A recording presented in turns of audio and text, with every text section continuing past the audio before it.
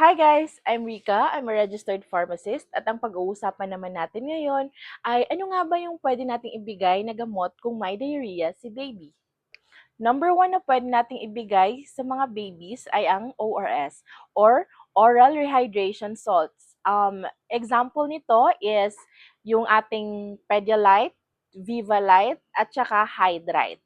Ano nga ba ang gamit ni ORS? Si ORS ay ginagamit natin para ma-prevent and ma-treat ang dehydration. Reminder po na once open po ang ating mga ORS or pag na-mix nyo na po ang Hydrite nyo at saka na-open nyo po ang inyong Vivalite at saka Pedialyte, pakikonsume lang po within 24 hours para po hindi natin mabigay kay baby na sira. Kahit na po naka-refrigerate, reminder, kahit na naka-refrigerate, ipainom pa rin po within 24 hours.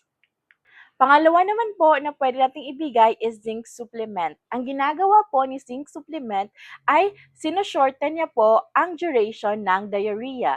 Pangatlo naman po na pwede nating ibigay is ang mga probiotics, gaya ng inyong Ursiflora. So, hindi po ito probiotics na minimin like Yakult, but it's Ursiflora po, your Bacillus clausii. Ano ba ang gamit ni probiotic? Ang gamit po ni probiotic, gaya ng Ursiflora, ay para po mapalitan ng good um, bacteria ang ating tiyan na nailabas nung nagbawas. So, reminder po ulit bago matapos itong video na kung more than 24 hours na po at may lagnat na si baby, kumonsulta na po agad tayo sa doktor. Huwag na po kayong pumunta sa butika, konsulta na po agad sa doktor. Okay? Ingat!